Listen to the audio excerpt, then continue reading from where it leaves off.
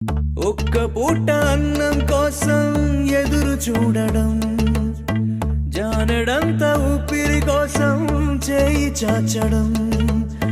కడుపు కాలి కాలి ఇక్కడ బూడి తాగుతున్నా, మనిషి అన్నవాడికి మనసే లేకపోయినా